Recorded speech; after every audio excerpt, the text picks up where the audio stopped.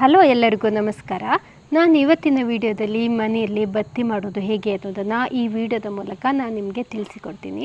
ತುಂಬ ಸಿಂಪಲ್ಲಾಗಿ ಸರಳವಾಗಿ ನೀವು ಸಹ ಈ ಬತ್ತಿಯನ್ನು ಮಾಡ್ಬೋದು.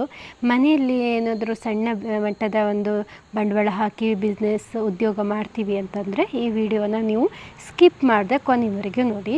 ಹಾಗೆ ಇದನ್ನು ಯಾವ ರೀತಿ ಮಾರ್ಕೆಟಿಂಗ್ ಮಾಡೋದು, ಈ ಬತ್ತಿ ಮಾಡಲಿಕ್ಕೆ ಎಷ್ಟು ಒಂದು ಖರ್ಚಾಗ್ಬೋದು ಎಲ್ಲವನ್ನು ನಾನು ಈ ವಿಡಿಯೋದ ಮೂಲಕ ನಾನು ಹೇಳ್ತೀನಿ.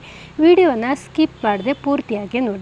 ಹಾಗೂ ಈ ಚಾನಲ್ನಲ್ಲಿ ನೀವು ಈ ವಿಡಿಯೋನ ಫಸ್ಟ್ ಟೈಮ್ ನೋಡ್ತಾ ಇದ್ದರೆ ಒಂದು ಸಬ್ಸ್ಕ್ರೈಬ್ ಆಗೋದನ್ನು ಮರಿಬೇಡಿ.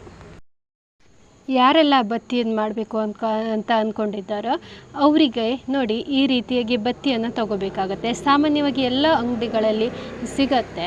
ಇದಕ್ಕೆ ಜಾಸ್ತಿ ಏನು ದುಡ್ಡಿಲ್ಲ. ಇದಕ್ಕೆ ಒಂದು 100 ರೂಪಾಯಿ ಇದ್ದರೆ ಸಾಕಾಗತ್ತೆ. ಕೆಲವು ಕಡೆ 110 ರೂಪಾಯಿ 115 ಈ ರೀತಿಯಾಗಿ ತಗೋತಾರೆ. ಒಂದೊಂದು ಕಡೆ ಒಂದೊಂದು ರೇಟ್ ಇರುತ್ತೆ. ಆದರೆ ಇಲ್ಲಿ ನಾವು ತಗೊಂಡಿರೋದು 100 ರೂಪಾಯಿ ಆಗೋಷ್ಟು ಬತ್ತಿ. ಈ ರೀತಿಯಾಗಿ ಇದರಲ್ಲಿ ಬತ್ತಿ ತುಂಬ ಬತ್ತಿಯನ್ನು ಮಾಡ್ಬೋದು. ಒಂದು 100 ರೂಪಾಯಿಗಾಗೋಷ್ಟು ಹತ್ತಿಯನ್ನು ತೊಗೊಂಡ್ರೆ ತುಂಬ ಬತ್ತಿಯನ್ನು ಮಾಡಬಹುದು. ಯಾವುದೇನು ಜಾಸ್ತಿ ಏನು ಬಂಡವಾಳ ಏನೂ ಬೇಕಂತಿಲ್ಲ.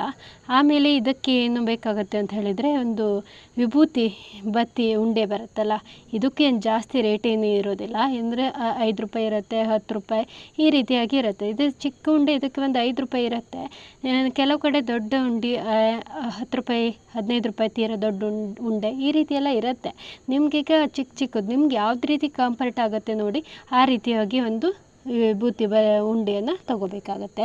ಇದಕ್ಕೆ ಹೆಚ್ಚಿನ ಖರ್ಚು ಅಂತ ಹೇಳಿದರೆ 110, ಹೆಚ್ಚಂದರೆ 120, ಹೆಚ್ಚಂದರೆ 150 ಒಳಗೆ. ಜಾಸ್ತಿ ಏನು ಬಂಡವಾಳ ಏನು ಬೇಕಂತ ಇಲ್ಲ. ಇದಕ್ಕೆ ನೋಡಿ ಒಂದು ಸ್ವಲ್ಪ ಎಳೆಯನ್ನು ತಗೋಬೇಕು. ತಗೊಂಡು ಈ ರೀತಿಯಾಗಿ ಮಡಚಬೇಕು, ಈ ರೀತಿಯಾಗಿ ಕಟ್ಟಬೇಕು. ಒಂದು ಜಾಸ್ತಿ ಏನು ಬತ್ತಿ ತಗೋಬೇಕಂತಿಲ್ಲ. ಹತ್ತಿನ ಈ ರೀತಿಯಾಗಿ ಸ್ವಲ್ಪ ನೋಡಿ ಇಲ್ಲಿ ಚೂರೇ ಚೂರು ತಗೊಂಡು ಈ ರೀತಿಯಾಗಿ ಕಟ್ತಾ ಇದ್ದರೆ ಆಯಿತು. ಫಸ್ಟಿಗೆ ಯಾವುದು ಸುಲಭ ಅಂತ ಅಲ್ಲ. ಇದು ನೋಡಿದರೆ ಸುಲಭ ಈಸಿ ಅನಿಸುತ್ತೆ, ಆದರೆ ಇದಕ್ಕೂ ತುಂಬ ಪ್ರಾಕ್ಟೀಸ್ ಬೇಕಾಗತ್ತೆ. ಪ್ರಾಕ್ಟೀಸ್ ಮಾಡಿ ತುಂಬ ಚೆನ್ನಾಗಿ ಬರುತ್ತೆ.